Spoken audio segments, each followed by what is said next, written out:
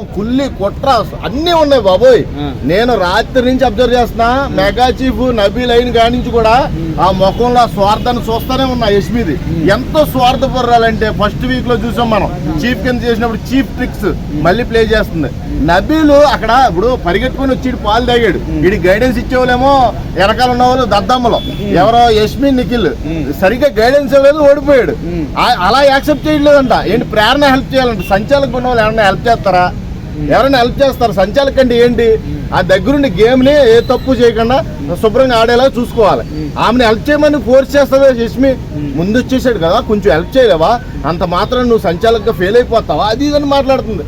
నాకు రాత్రి అయితే యష్మి ఎవరైనా ఏడితే నాకు బాధ అనిపిస్తుంది, కానీ యష్మి ఏడితే ఇంకా కసేపు ఏడితే బాగుండు అనిపించింది. నిజంగా అంత కోపం వచ్చేసింది, అసలు కొట్టాలనిపించింది నాకైతే. దగ్గర ఉంటే పగిలేది, చెంపలు పగిలేయమాట. ప్రోమోలో పాపం ఆయన ఎందుకంటే ఇంటికాడికి వెళ్ళి ఫుడ్ ఏమైతుందన్న వాడు ఫస్ట్ నా ఫ్యామిలీ బాధలు. అవును, ఆడు వచ్చిన కానించి ఏడుతూనే ఉన్నాడు, నా పిల్లం నా పిల్లలు నా పిల్లం నా పిల్లలని. ఏదో అవకాశం బిగ్ బాస్ ద్వారా ఫుడ్ అవకాశం వచ్చింది.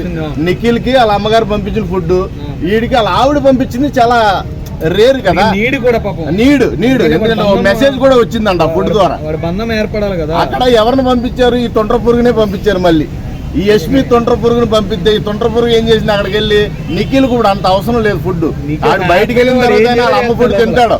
కానీ ఇడిపోయే స్టేజ్ లో ఉన్నారు కదా మణికంఠ, వాళ్ళ ఆవిడ వాళ్ళ పిల్లలకు దూరం అయిపోయేలా ఉన్నాడు కదా. వాళ్ళ ఆవిడ ఏదో రియలైజ్ అయ్యో ఫుడ్ పంపించో మెసేజ్ పంపించినప్పుడు నువ్వు ఆడికి ప్రిఫరెన్స్ ఇవ్వాలి. అక్కడ నా ఉద్దేశం బంధాలు బంధుత్వాలు ఏమి తెలియదు, గొడ్డు ముద్దల్లా ఉంది ఇది. అసలు మామూలుగా చిచ్చి నాకైతే యష్మిని ఇప్పుడు సోనియా వెళ్ళిపోయేదాకా నాకు మనశాంతి లేదు, వెళ్ళిపోయింది నేను మనశాంతిగా ఉన్నాను. అలాగే యష్మి వెళ్ళిపోయేదాకా కూడా నాకు మనశాంతి ఉండదు. ఖచ్చితంగా చెప్తున్నా, అంత స్వార్థం అంత కుల్లి కనబడింది రాత్రి యష్మి దగ్గర.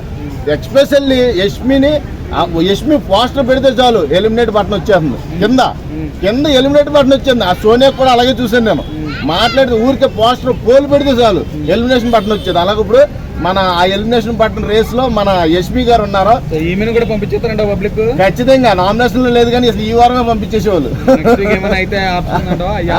ఏంటంటే నెక్స్ట్ వీక్ నామినేషన్ లో ఉంటది ఖచ్చితంగా. ఎవరు లేకపోయినా మన యష్మి గారు ఖచ్చితంగా ఉంటారు. ఆల్రెడీ మన మెగా చీఫ్ నబీల్ గారిని చాలా అంటే చాలా అప్రిషియేట్ చేస్తారు. రేపొద్దున నాగార్జున గారు బొమ్మేసి చూపిస్తారు. యష్మి అప్పుడు కూడా మారలేదంటే నామినేషన్ లో ప్రతి వారం ఉంటది. ప్రతి వారం కాదు, రేపు వారంతోనే ఆఖరం. ఈ వీక్ 2 ఎలిమినేషన్ బయట టాక్ నడుస్తుంది, ఎవరెవరు వెళ్ళిపోతారు అనుకుంటున్నాం. ఆల్రెడీ ఎలిమినేషన్ ఇప్పుడు ఇమ్యూనిటీ లేని వాళ్ళు ఎవరెవరు ఉన్నారు దాంట్లో మన నైనిక, విష్ణుప్రియ, ఆదిత్యం గాని ఎలాగ ఎఫెక్ట్ అయిపోయాడు. ఆయన నాకు తెలిసి సీక్రెట్ రూమ్ లోకి వెళ్ళిపోతాడు, బయటకి అయితే రావడం. ఆయనకున్న ఫ్యాన్ బేస్ అలాంటిది బయట. ఐ లవ్ యూ రాజా, నువ్వు వెళ్ళకూడదని నేను కోరుకుంటాను. నైనిక డేంజర్ జోన్ లో ఉంది. నైనిక విష్ణుప్రియకి ఇమ్యూనిటీ ఉంది కానీ యష్మి వల్ల మణికంఠకి పాజిటివ్ అయినట్టేనా? ఖచ్చితంగా మణికంఠ గడు మరో పల్లవ ప్రశాంత్ ఇంకా తిరుగులేదు మణికంఠ గడికి. రాత్ర మన ఆదిత్యంని ఒక స్టెప్ ఎదురు తోసేటప్పుడు మణికంఠ గడి మీద నాకు కూడా కోపం వచ్చింది.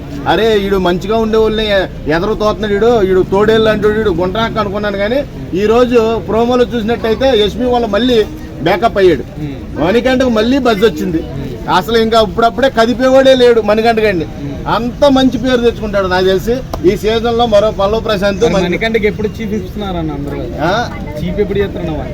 ఏమో చీఫ్ అయ్యే క్వాలిటీస్ అయితే ఇంకా రావాలా మణికంఠకి, అవి నేర్చుకోవాలి, ఇంకా కొంచెం మెచ్యూరిటీ రావాలి. వీడు మట్టికి